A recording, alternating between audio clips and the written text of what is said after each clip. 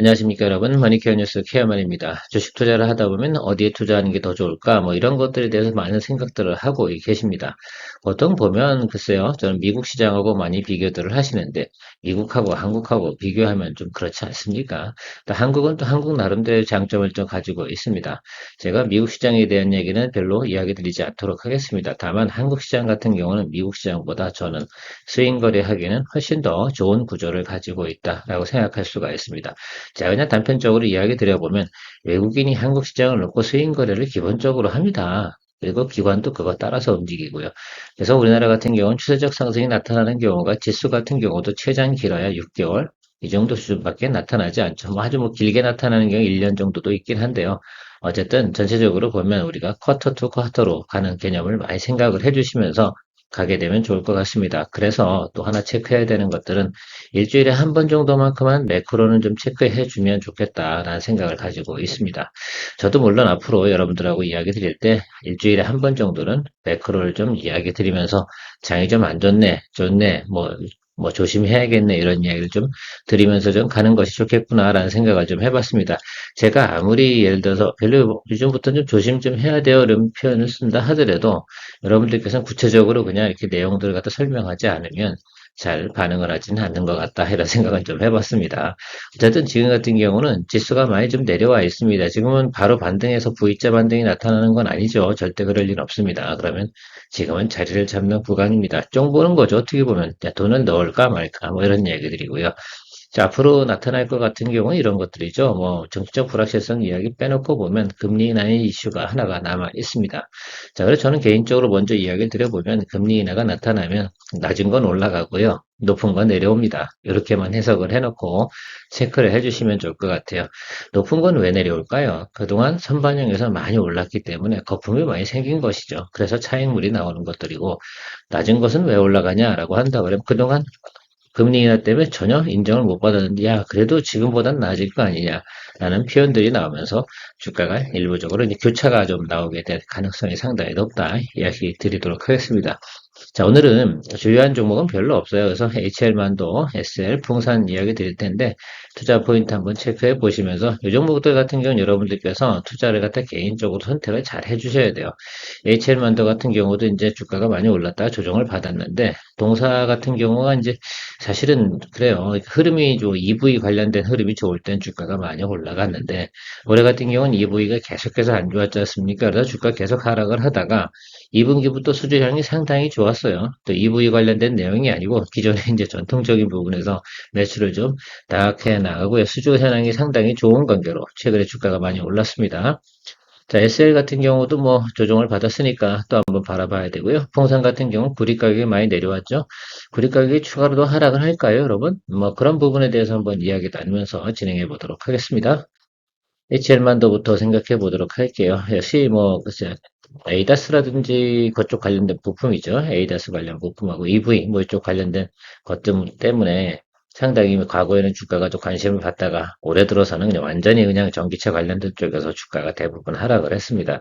근데 HL만도 같은 경우는 지금 2분기 수주량 상당히 좋고요. 작년도 수주량을 갖다 올해 초과할 가능성이 좀 있다라는 뉴스도 나오고 있습니다. 어쨌든 이 지금 지나오는 과정, 그러니까 과거가 직전 한 2, 3개월이 가장 낮은 구간이었음을 좀 우리가 알 수 있습니다. 최근에 주가가 급등한 이유는 수주량이 늘어났으니까 야, 과거만큼 충분히 우리가 EPS를 측정해 줘야 되는데 이 상태가 이거 그냥 가면 안 되는 거죠. 뭐 이런 생각들을 하는 것 같아요. 실제로 보면 지난해만큼이 어떻게 돼요? 수주잔고량을 가지고 있다라고 이야기가 나오고 있습니다. 모든 주식이라는 건 좀 그런 것 같아요. 특히 이런 기업들 같은 경우는 수주 잔고가 상당히 중요하잖아요. 그래서 반응이 오는 타임이 뉴스로 올라가고요. 그 다음에 차익 나오고 다시 이제 실적이 나올 텐데 우리가 이번에 노리는 것들은 실적을 가지고 여러분 접근해 주셔야 된다라고 말씀드려 보도록 하겠습니다. 기업에 투자함에 있어서 우리가 꼭 봐야 되는 건 바로 실적 가이던스라고 저는 생각합니다. 그런 면에서 보면 우리 HL만도 같은 경우가 과거에는 야, 예상치가 상당히 안 좋을 거라는 가이던스가 상당히 많았습니다. 그러다 보니까 주가가 계속해서 어떻게 돼요?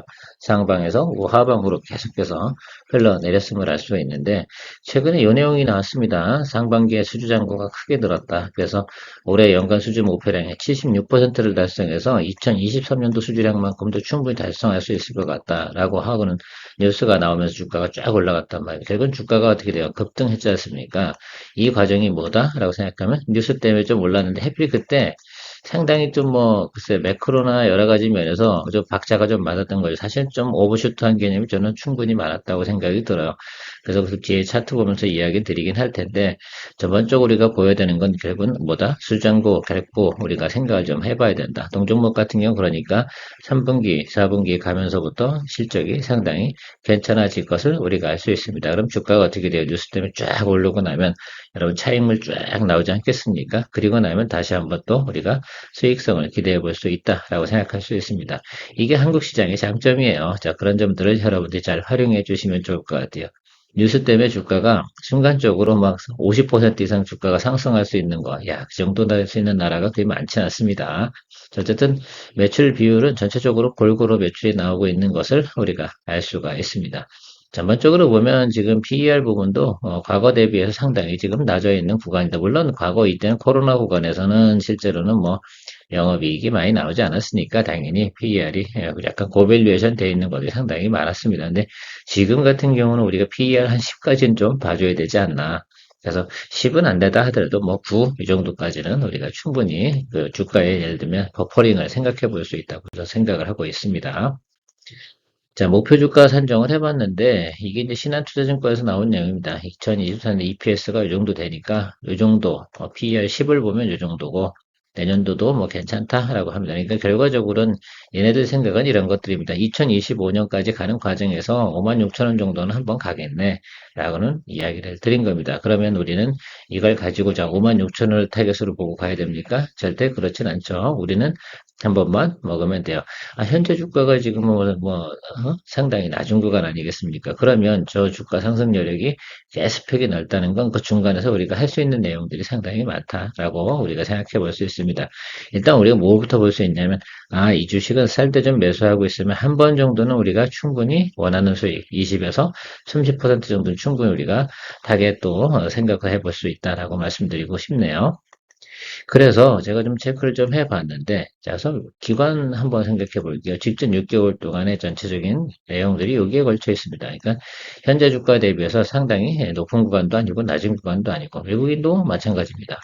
자, 그러니까 이게 상당히 전 중요한 것 같아요. 또 이 밑으로 내려가서 매물이 많을 것 같냐라고 생각해 보면 차익거래 나올 만한 매물은 이제 다 나왔다라고 판단을 좀 하고 접근해 보면 좀 심플하지 않을까.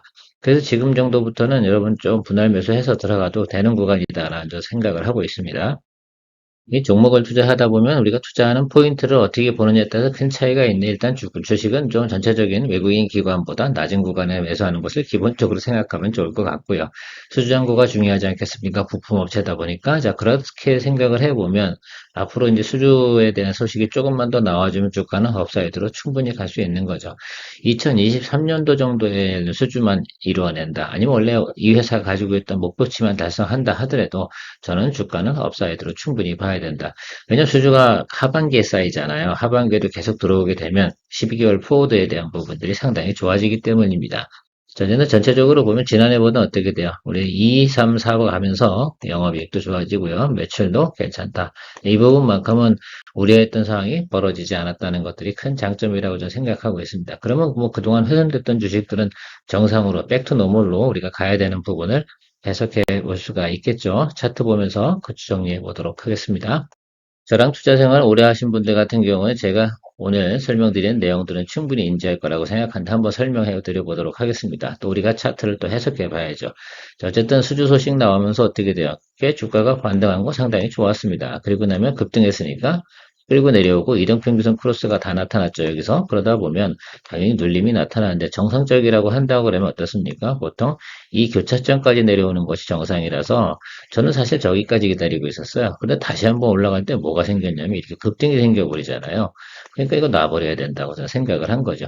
아니 뉴스 때문에 이렇게 지나치게 올라가야 되나 이런 생각을 좀 해봤습니다. 당시에 그러니까 종목들이 매크로 현황이 별로 안 좋으니까 어떻게 했냐면 시장에서 상당히 HL만도 이런 얘기가 상당히 많이 나왔습니다. 그러면서 주가가 오버슛하는 개념들이 좀 성립이 됐다라고 좀 생각을 하고 있습니다. 특히 이 부분만큼은 무조건 저는 오버슈트라고 저는 생각을 하고 있습니다.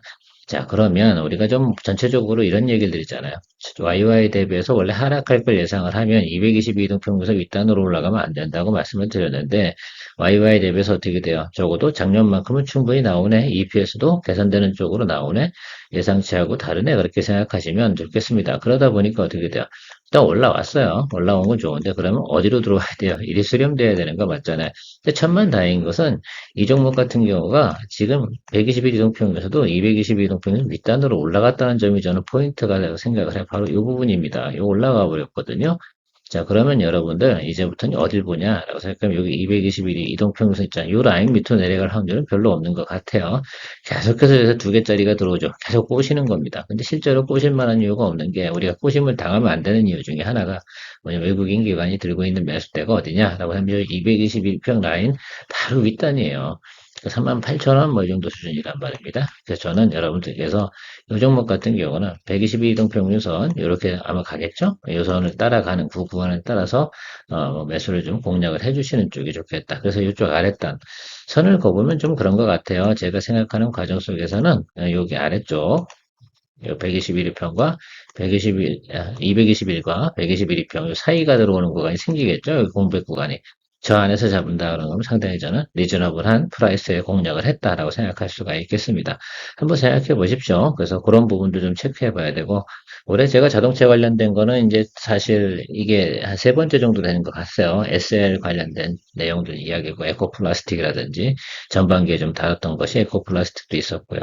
라는 중에 SL 같은 경우 우리가 수익을 좀 많이 못 내서 좀 억울한 면도 있어서 뒷부분에 또 SL 이야기도 좀 드리긴 할 텐데, 전반적으로 SL이나 지금 HL만도 같은 경우가 지금 비슷한 위치에 와 있다라고 생각할 수가 있겠습니다.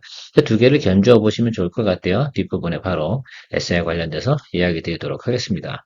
머니케어 뉴스가 장기적으로 성장과 정착을 위해서 필요한 것은 머니케어 뉴스의 리포트를 통해 도움이 되신 분들의 채널 기본 멤버십 가입입니다. 멤버십 분들을 위해 24년부터는 회원 전용 방송으로 케어맨 투자 종목 공유와 선별적으로 좀 더 유망 종목 리포트 및 리뷰를 진행합니다. 아마도 큰 도움이 될 것이라 사료됩니다. 자, SL 같은 경우는 여러분 뭐 기존에 리포트 드린 영상이 있으니까 그거 참조해서 좀 더 보시면 좋을 것 같고 가장 중요한 건 뭐 자동차 램프죠. 현대차, 기아차가 잘 팔리면 됩니다. 최근에 주가가 움직인 거 보면 자동차 부품 관련된 회사들 같은 경우는 동반해서 우상승으로 올라가다 동반해서 하락하는 모습을 보일 수가 있습니다. 최근에 뭐 기아차 같은 경우 주가 조정을 좀 받고 있죠. 자, 이런 것들은 무시하고요. 그럼 우리는 쌀 때만 사면 되는 것들이니까 전방에 있는 현대차, 기아차 같은 경우는 상당히 부침이 좀 심한 건 여러분 다 알고 계시지 않겠습니까? 그러면 우리가 뒷단에서 어차피 현대 기아차는 잘 팔릴 거라고 저는 생각을 하고 있어요. 뭐 하반기 된다고 특별히 하실 게 뭐 있겠습니까? 전기차 좀 덜 팔린다고 전체 매출에 차지하는 비율도 크진 않죠. 그런 것들은 좀 생각해 보시고 하이브리드카만 잘 나가면 돼요. 뭐 그런 생각들을 좀 해주시면 좋을 것 같고 뭐 미국이 계속 중국에서 관세 때린다고 하는 뉴스 나오면 현대기아차에 나쁠 건 없습니다. 최근에 뭐 포드라든지 이런데 실적이 안 좋은데 좀 아쉬운 부분이 있습니다. 미국의 자동차 업황이 좀 안 좋은 걸 경기 불황을 예측할 수 있다. 뭐 이런 내용들도 같이 포함되어져 있긴 하지만 그런 것들 때문에 예를 들면 기존에 미국에서 자동차 쓰는 사람들이 매출이 빠졌냐라고 생각해 보면 그리 많지도 않습니다. 어쨌든 전체적으로 주가가 좀 오버슈트된 단기적으로 오버슈트된 거죠. 그러니까 예를 들어서 밸류에이션보다 상당히 높아졌다라는 표현을 드리고 싶진 않아요. 다만 단기적으로 수급 편향이 쏠려서 급등해 버리면 어떻게 돼요? 조정이 당연히 나와야 되는 것들이죠. 그 차익물은 당연히 우리가 소화해내고 가야지 거품이 꼬이지 않는 거니까 그 점은 좀 생각을 해보도록 하겠습니다. HM만두도 그렇지만 이제 SL 같은 경우도 외국인 기관 수급량이 상당히 좀 중요한 것 같아요. 자, 먼저 기관들이 보통 요즘 매물을 많이 던졌는데 36,000원 정도 선이고요. 자, 외국인 같은 경우는 한 34,000원 뭐 이 정도 수준이라고 좀 보시면 좋을 것 같습니다. 이 점들을 항상 파악해 놓는 거죠. 그래서 36과 34 이 정도 사이에서 여러분들이 체크업을 하고 계시면 좋을 것 같다라는 말씀 드립니다. 항상 저는 이런 것 같아요. 직전 6개월이나 3개월 주가가 움직이기 시작한 구간이라든 체크해야 되는 구간들이 그때그때마다 다 다르지 않겠습니까? 그랬을 때 주도 세력들이 가지고 있는 평균적인 금액대 이런 것들을 우리가 생각해보고 내가 저 종목을 산다 한다 그러면 어느 거보단 좀 싸게 사야겠구나 하고 생각을 할 수가 있습니다. 최근에 기관이 매물을 많이 던져놨기 때문에 기관 매물은 이제 거의 없는 것 같아요. 그러면 외국인 매물 쪽만 좀 체크해 보면 저기서 저 구간입니다. 그럼 저도 이제 차트를 보면서 그렇구나.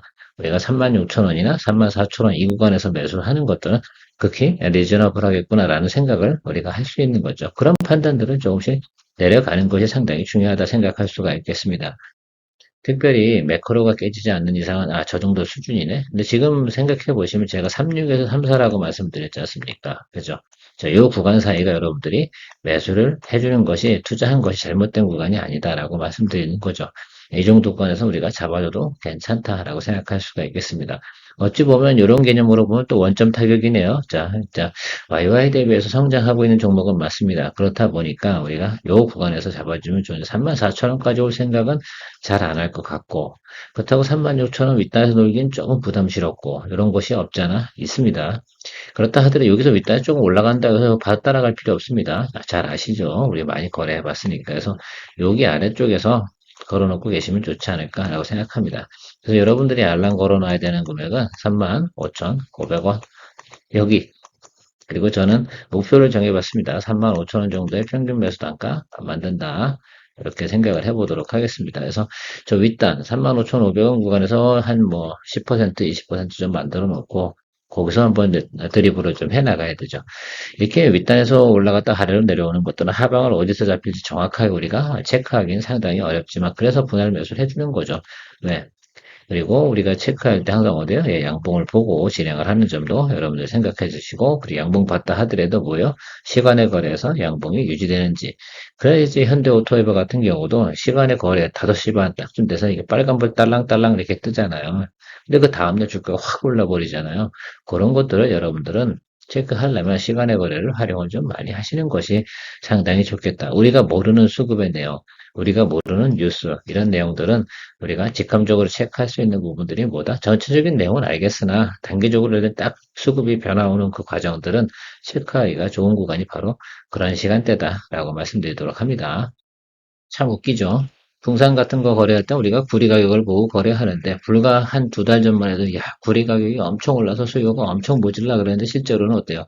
지금 구리 가격이 엄청나게 떨어졌습니다. 그러다 보니까 풍산도 어떻게 돼요? 같이 주가가 많이 하락을 했습니다.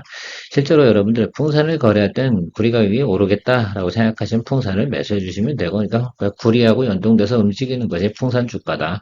라고 좀 생각해 주시면 좋을 것 같아요. 여기다가 방산 집어넣고 막 이러지 말자 이겁니다. 그냥 구리 가격이 앞단에서 움직여주면 풍선도 따라서 움직인다. 그래서 투자하기가 쉬운 종목은 사실은 아닙니다. 그래서 구리 가격 같은 경우 더 이상 내려가지 않을 것 같다라고 생각하시는 분들 같은 경우는 풍선 투자도 괜찮다라고 생각을 하고 있습니다. 다만 지금 차트적인 모습으로 먼저 이야기 드릴 텐데 중단에 걸쳐 있어가지고 좀 투자하기가 부담스러운 거는 없지 않아 있습니다. 자, 그래서 아침 뉴스 보시면서 좀 생각을 해봐야 되는 것들도 있고요. 구리 가격이 이렇게 움직였잖아요. 이 모습도 똑같이 움직이죠. 어때요? 그죠? 똑같죠? 움직임이 이렇게 가고 있습니다. 다만 구리 가격이 더 이상 내려갈 것 같다는 생각은 안 합니다. 222동평균선 라인까지 다 들어와 버렸거든요. 여러분 생각해 보시면. 그래서 저 정도 수준이면 제가 생각할 때는 굳이 걱정할 필요는 없겠구나라고 생각을 하고 있습니다. 풍산 주가가 좀 덜 하락했죠. 여기에 뭐가 있습니까? 실적이나 내용도 가지고 있겠죠. 제 생각에는 요게 반등이 나오는 것까지 확인하고 들어가는 것도 나쁘지 않아요. 그래서 조금 더 있다가 여러분 요건 테크니컬하게 좀 생각을 해보면 여기서 뭐 빨간 봉 보고 기다려 주시면 되지 않을까라고 생각해요. 여기 어딘 것 같아요. 그래서 이 종목에 관심 있는 분들은 섣불리 덤비지 마시고요. 지금 어차피 시그널도 하나도 들어온 게 없습니다. 중간에 낀 양봉은 우리가 무시한다고 여기 말씀드렸습니다. 그래서 여기 어딘가에서 들어올 거예요. 221과 120일 사이. 여기서 먼저 움직이거든요. 선행이 항상 며칠 돼요. 그러니까 이 점을 좀 체크하시면서 여러분들이 가시면 좋을 것 같습니다. 물론 방산 관련돼서 일단 구리 수요가 상당히 많이 필요한 건 저도 알고 있습니다. 전력 수요도 그렇고 그러나 중요한 건 주가는 그렇게 하는 것보다는 중요한 건 시그널을 보고 들어가시는 거에 상당히 의미가 있을 것이다. 그래서 다른 거랑 다르게 차트부터 볼 수 있는 겁니다. 같이 해서 생각해 보실 때 항상 구리 가격 먼저 보세요. 이 종목 투자하실 땐 영업이익 같은 경우도 뭐 지난해보다 어떻게 돼요? QOQ 대비로 성장하는 모습 이런 것들이 나타나니까 주가가 움직인 건데 이게 뭐 때문에 움직여요? 그렇죠. 구리 가격이 올라가니까 당연히 매출과 영업이익이 올라감을 우리가 알 수가 있습니다. 아주 간단한 논리. 체크 다시 하다 보면 여러분 다시 이 구간입니다. 그리고 이거 하고 마무리하도록 하겠습니다. 이 구간 안에서 뭐 한다? 이렇게 양봉 들어올 때 여러분들께 체크해 주시면 좋겠다라고 생각을 하겠습니다. 오늘도 도움되셨다고 생각하면 좋아요, 구독 잊지 마시기 바랍니다. 머니큐 뉴스 케어맨입니다.